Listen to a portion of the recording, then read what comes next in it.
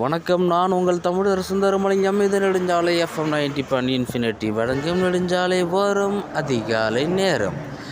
அதாவது இந்த அவசரமான காலகட்டத்தில் பார்த்தோம்னா வேலைக்கு போகிறது அப்படின்றது மிகப்பெரிய ப்ரெஷர் தான்.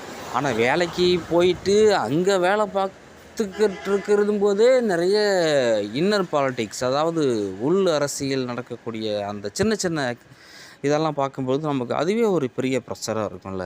ஆனால் என்னடா டேய், ப்ரெஷரே இல்லாமல் வேலையை பார்க்க முடியாதாடா அப்படின்னு கேட்டால், ஏன் முடியாது? தாராளமாக ப்ரெஷர் இல்லாமல் வேலை பார்க்கலாம்.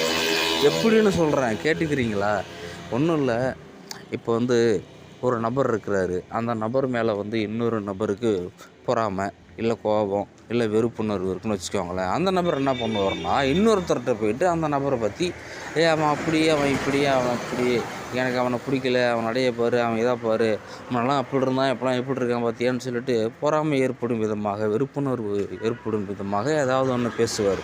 இப்போது சும்மா இருந்துகிட்டு இருந்த அந்த மனுஷன் என்ன பண்ணுவான் அப்படின்னா, இவனுக்கு தான் அவனை பிடிக்கலன்னா, இப்போ சும்மா இருந்தவனுக்கு அவனை பிடிக்காமல் ஆக்கி விட்டான் அவன்.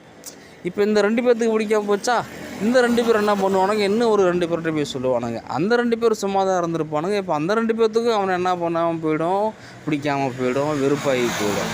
இப்போ அவனை பார்த்தாலே இவனுங்களுக்கு என்ன தோணும் அப்படின்னா, வெறுத்துக்கிட்டே இருப்பானுங்க. ஆனால் உண்மை என்னன்னா, அவன் ஒருத்தனுக்கு தான் அவனை பிடிக்கல. ஆனால் அவன் ஒருத்தன் என்ன பண்ணிடுவானா, கில்லாடியாக எல்லாத்துக்குமே அவனை பிடிக்காத மாதிரி ஆக்கிறதுக்கு அவனுக்கே தெரியாமல் பாவம் ஒரு ஸ்ட்ரக்சரை உருவாக்கிட்டு இருப்பான். ஆனால் எல்லாத்துக்கும் மேலே ஒருத்தன் இருப்பான்னு சொல்லுவாங்கள்ல, அவன் உங்களுக்குள்ளே தான் இருக்கான்.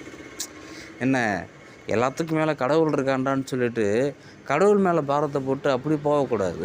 எல்லாத்துக்கும் மேலே ஒருத்தன் இருக்கான், ஆனால் அவன் எனக்குள்ளேயே இருக்கான்டான்னு சொல்லிட்டு நீங்கள் முடிச்சுக்கணும். நீங்கள் அப்போ எப்படி இருக்கணும் அப்படின்னா, ரொம்ப ஸ்ட்ராங்காக இருக்கணும். ரொம்ப ஸ்ட்ராங்காக இருக்கணும் அப்படின்னா ரொம்ப ஹாப்பியாக இருக்கணும். டேய், என்னடா சொல்ல வர, சுற்றி இருக்கிற எல்லாமே நம்ம மேலே வெறுப்பாக இருக்கிறானுங்க, அப்போ அந்த வேலை பார்க்குற இடத்துல நம்மளால் எப்படா ஸ்ட்ராங்காக இருக்க முடியும் அப்படின்னு கேட்டால், இந்த நாய்ங்கெல்லாம் லொல்னு குறைச்சிக்கிட்டே இருக்கும்.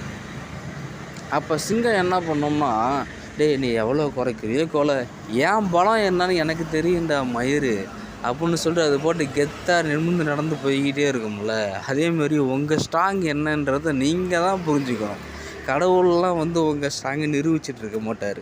நீங்களும் யாருக்கும் நிரூபிக்க வேண்டாம். உங்களுக்குள்ளே ஸ்ட்ராங்கை வச்சுக்கிட்டா போதும். Okay, bye tata, see you.